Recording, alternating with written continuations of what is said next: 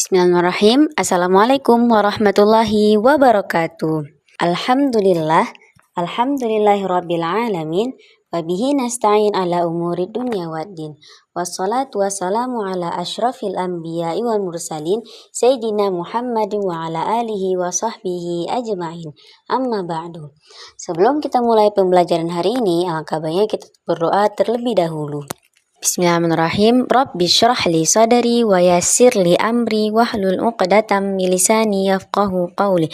Rabbi zidni ilman warzuqni fahman. Raditu billahi rabba wa bil islami dina wa bi Muhammadin nabiyya wa rasulah. Amin.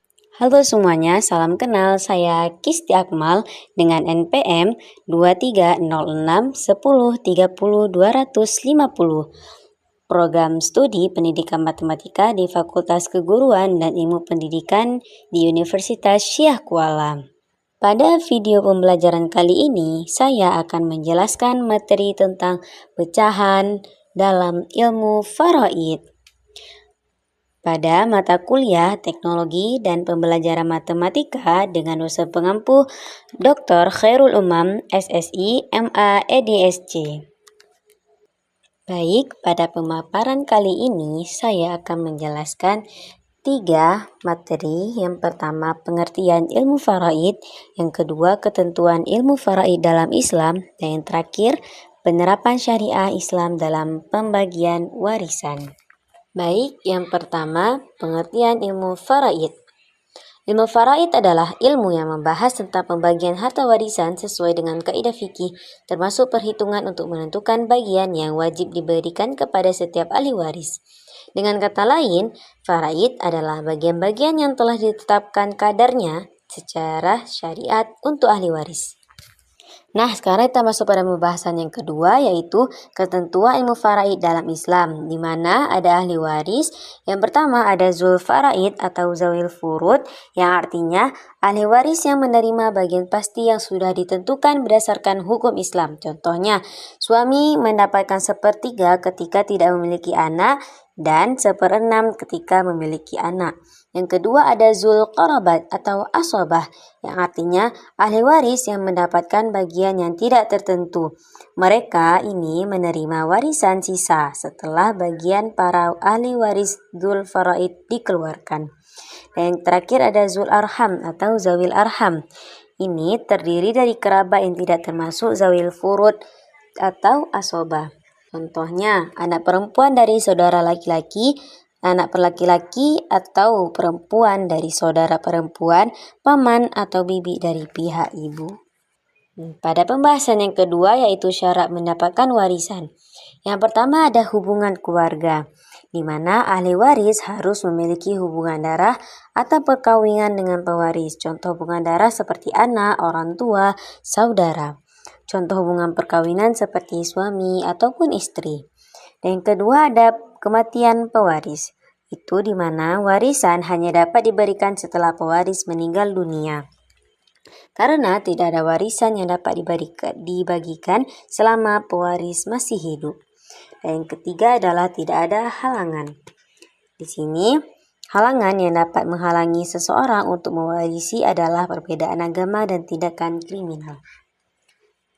Yang terakhir ada kelayakan ahli waris, di mana ahli waris harus memenuhi syarat kelayakan, yaitu kedewasaan dan kesehatan mental. Kedewasaan di sini yang artikan sebagai baligh untuk dapat menerima warisan. Nah, untuk yang terakhir ada bagian warisan. Bisa kita lihat pada tabel berikut ini.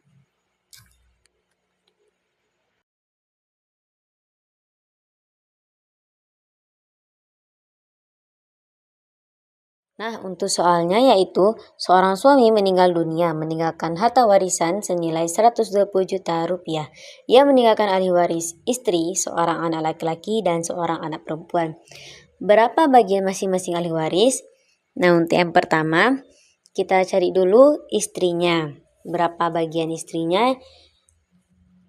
Dapat kita ketahui pada tabel sebagian sebelumnya. 1/8 itu ketika istri mempunyai anak, dan kita kalikan dengan 120 juta untuk harta warisannya. 1 dikali 120 juta yaitu 120 juta dibagi dengan 8. Maka kita mendapatkan hasil 15 juta rupiah. Selanjutnya, karena seorang anak laki dan seorang anak perempuan ini asobah, jadi kita harus tahu dulu berapa sisa harta warisannya. Untuk menghitungnya, harta warisan awal dikurangkan dengan harta warisan untuk istri. Jadi 120 juta dikurang 15 juta, kita mendapatkan hasil 105 juta rupiah. Nah, untuk mendapatkan berapa bagian anak laki dan anak perempuan, kita bisa menggunakan perbandingan, di mana perbandingan anak laki-laki dan perempuan yaitu 2:1. Mengapa 2:1? Karena harta warisan untuk anak laki itu, anak laki-laki mendapatkan 2 kali hartanya perempuan, harta warisan perempuan. Jadi 2:1, maka kita mendapatkan 2 tambah 1 menjadi 3. Nah, sekarang kita hitung untuk bagian seorang anak laki-laki. Seorang anak laki mendapatkan bagian 2/3 dari 105 juta rupiah. 105 juta itu dari hasil tadi. Jadi 2 dikali 105 juta yaitu 210 juta dibagi dengan 3 mendapatkan hasil 70 juta rupiah. Selanjutnya untuk seorang anak perempuan yaitu mendapatkan bagian 1/3 dikali 105 juta.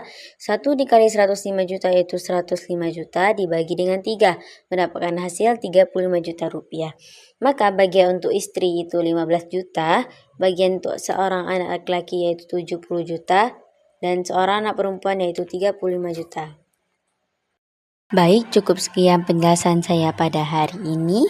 Sebelum saya tutup, saya akan memberikan satu motivasi yang berbunyi, jadikan ilmumu sebagai senjata untuk melawan kebodohan dan kezaliman.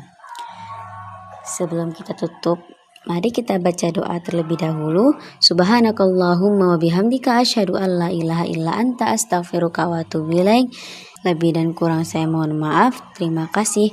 Wassalamualaikum warahmatullahi wabarakatuh.